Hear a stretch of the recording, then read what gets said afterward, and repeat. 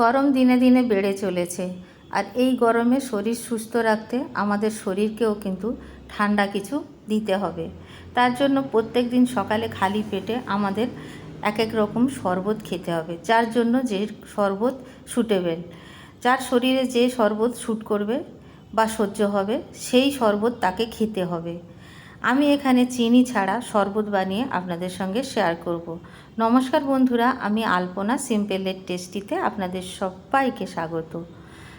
আমার চ্যানেলে নতুন বন্ধু হলে আমার চ্যানেলটিকে সাবস্ক্রাইব করে পাশে থাকার অনুরোধ রইল। অলরেডি যে বন্ধুরা আমার পাশে আছেন তাদেরকে জানাই অসংখ্য ধন্যবাদ। আমি এখানে দুই রকম শরবত আজকে শেয়ার করছি। আপনারা যদি চান আমি অনেক শরবত শেয়ার করতে পারি। এখানে আজকের শরবত শেয়ার করার জন্য আমি এখানে নিয়ে নিয়েছি একটা গ্লাসে মৌরি 1 চায়ের চামচ। আগের দিন রাত্রে আমি ভিজিয়ে রাখছি। 5-6টা বাতাসা দিয়ে দিয়েছি। চিনি দেব না আমি, তবে মিষ্টি কতটা খাবেন সেই বুঝে বাতাসা দেবেন। আমি এখানে জল দিয়ে দিলাম, নর্মাল খাবার জল যেটা সেটা দিয়ে দিলাম, ঢাকা দিয়ে রেখে দেব। আর একটা গ্লাসে নিয়ে নিচ্ছি 2 টেবিল চামচ গুড়। এখানে আখের গুড় দিয়েছি, আর গুড়টাও আমি রাতভর ভিজিয়ে রাখবো। সারা রাত ভিজিয়ে রাখার পরে গুড়টার কিন্তু অন্যরকম একটা গুণ আসে, ভিজিয়ে না রাখলে সেই গুণটা আসবে না। আমি পরের দিন সকালবেলায় আপনাদের সঙ্গে শরবত বানিয়ে শেয়ার করছি। আমি প্রথমে মৌরির যে শরবতটা সেটাকে রেডি করব, তাই জন্য গুড়ের জলটা সরিয়ে রেখে দিয়েছি ঢাকা দিয়ে। একবারে একটু এইভাবে নাড়িয়ে নেব যাতে সব দিকটা মৌরির জলটা সব দিকটা যায়, আর কিছু যদি নির্যাস থাকে বেরিয়ে আসবে।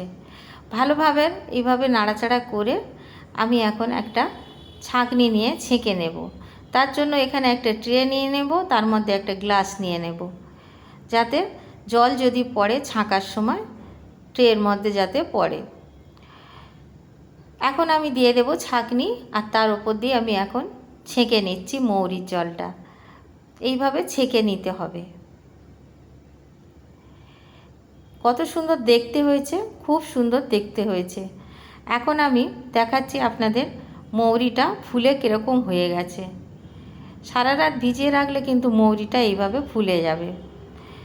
এখন আমি শরবতের মধ্যে দেওয়ার জন্য কিছুটা পুদিনা পাতা দিয়ে নেব একটা হামনদিস্তার ভিতরে, আর দিয়ে দিচ্ছি এখানে ধনিয়া পাতা কিছুটা। সমান সমান দিলেও হবে, একটু কম বেশিও করতে পারেন, কোনো অসুবিধা নেই। একটা কাঁচা লঙ্কা দিয়ে দিলাম, আর এখানে 1 চায়ের চামচ বিট লবণ দিয়ে দিলাম। খুব ভালো করে থেতো করে নেব। এইভাবে থেতো করে নিলে কিন্তু যত সব পাতার যে নির্যাসটা থাকে খুব সুন্দরভাবে বেরিয়ে আসবে। এখন আমি জল দিয়ে দেব, এর মধ্যে অল্প একটু জল দেব, আর চামচ দিয়ে খুব ভালো করে নাড়াচাড়া করে মিশিয়ে নেব। আর দেখুন কত সুন্দর দেখতে হয়েছে, খুব সুন্দর রং হয়েছে। হামনদিস্তার ভিতরে আছে তাই বেশি বোঝা যাচ্ছে না।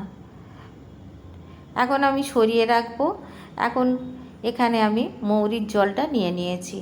মৌরির জলের মধ্যে 2 টেবিল চামচ ধনিয়া পুদিনা যে থেতো করে রেখেছিলাম দিয়ে দেব, সেই জুসটা দিয়ে দিলাম। এখন একটু নাড়াচাড়া করে দেব। তার আগে আমি জল দিয়ে দিলাম খানিকটা, পুরো গ্লাসটা ভরে নেব, আর একটু নাড়াচাড়া করে দিয়েছি। আর দেখুন কত সুন্দর দেখতে একটা শরবত রেডি হয়ে গেল। এখন গুড়ের শরবতটা বানিয়ে নেব। এইভাবে যদি আমরা গুড়টা সারা রাত যদি ভিজিয়ে রাখি, তাহলে কিন্তু গুড়ের যে গুণটা, যেটার জন্য আমাদের পেট ঠান্ডা রাখে, সেটা কিন্তু অনেক গুণ বেড়ে যাবে। এখন আমি গুড়টাকে ছেঁকে নেব, গুড়ের জলটাকে।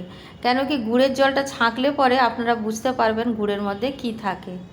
দেখুন কতটা গুঁড়ো গুঁড়ো, এগুলো আখের গুড় যেহেতু, সেই জন্য আখের ছিবড়া হতে পারে এইগুলো।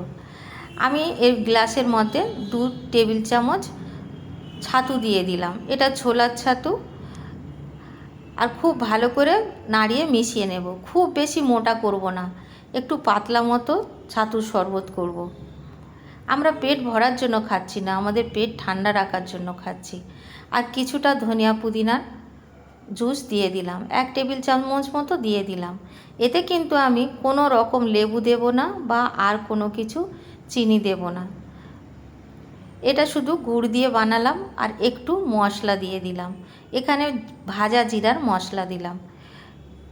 জিরাটাকে শুকনো খোলায় ভেজে গুঁড়ো করে রেখেছিলাম। এখন একটু নাড়িয়ে দিলাম আর দেখুন আর একটা শরবত রেডি হয়ে গেল। দুটো শরবত আমাদের দুরকম রেডি হলো। কোনোটাতে আমরা চিনি বা টক দিইনি। খালি পেটে টক অনেকেরই সহ্য হয় না, অ্যাসিড হয়ে যায়, সেই কথা ভেবে আমি এই রকম শরবত বানিয়েছি। আর খুবই উপকারী এই শরবত। অল্টারনেটিভ করে যদি রোজ 1 গ্লাস করে খাওয়া যায় শরবত, তাহলে কিন্তু আমাদের এই গরমের সময় শরীর স্বাস্থ্য অনেক ভালো থাকবে। খালি পেটে খেলে খুবই উপকারিতা হয়।